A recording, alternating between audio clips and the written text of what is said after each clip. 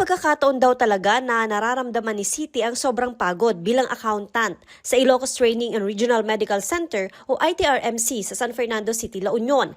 At aminado siyang naapektuhan ang kanyang serbisyo sa sobrang pagod at stress. Minsan po nakakaranas tayo ng mga burnt out kapag nagkakaroon tayo ng ganong incidents, naapektuhan po ang ating health. So mga iba po nagkakasakit dahil sa sobrang stress gaya po nung recently lang po na year-end namin na panay po ang overtime namin hanggang 11 o'clock po kami ng gabi for ilang weeks. So after po nun, marami pong nagkasakit. So thankful din po kami na meron din pong wellness leave po na binigay ng civil service. Naniniwala ang pamunuan ng ITRMC ng human resources ang best asset ng anumang organisasyon, kaya kailangan silang mapangalagaan para makapagbigay din ng mas maayos na serbisyo sa mga pasyente at iba pang kliyente.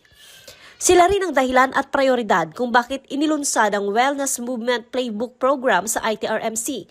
Iba't ibang programa ang nakapaloob sa Wellness Movement Playbook para mapangalagaan ang well-being ng mga empleyado sa iba't ibang aspeto gaya ng social, physical, emotional, mental at spiritual. What we're thinking here is we want to incorporate it on our own because we actually, this employees' wellness is already part and parcel of our core goals hospital. So this is just an add-on on the things that we can provide to our employees. Also, we are doing yung sinasabi ni Brian na annual physical examination, which is also embedded in the Magna Carta for healthcare workers. We also have this promoting our hospitalization benefit and all the other benefit. And we are going to be expanding on, for example, vaccinations of our hospital employees. What is really important is, what does poor massage chair that we have blessed a while ago symbolize? I think the deeper meaning to that is for them to realize na meron nakikita na gano'n, that is our commitment. That is the commitment of the Department of Health.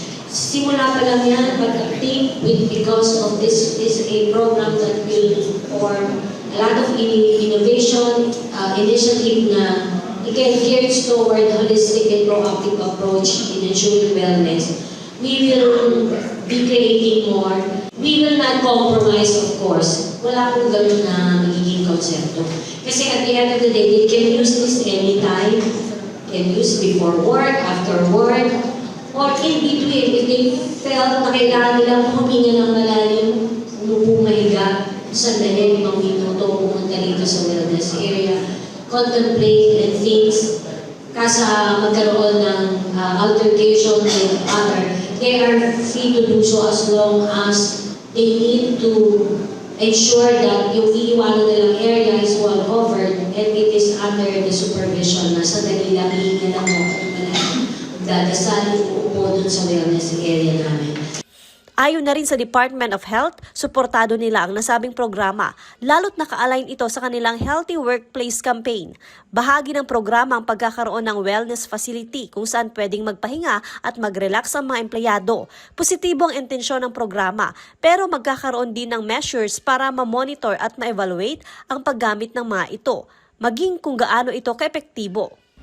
Okay, so we will inform, we will disseminate to mga secretaries, and then probably with the policies that I will be disseminating with that. So, yun po, incorporate natin yung mga wellness breaks for each employees ng hospital. So, we will do it para everybody will be accommodated.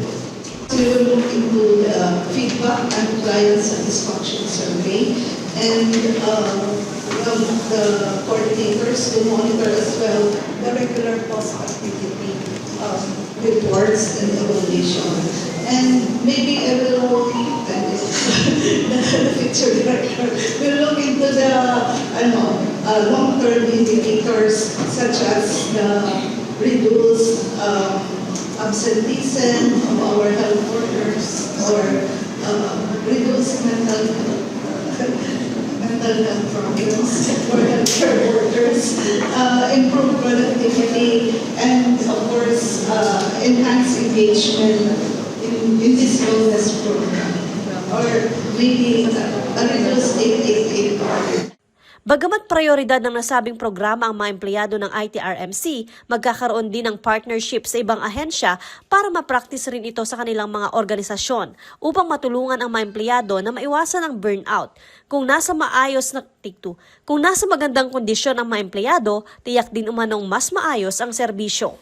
Joan Ponsoy, Balitang Solid North.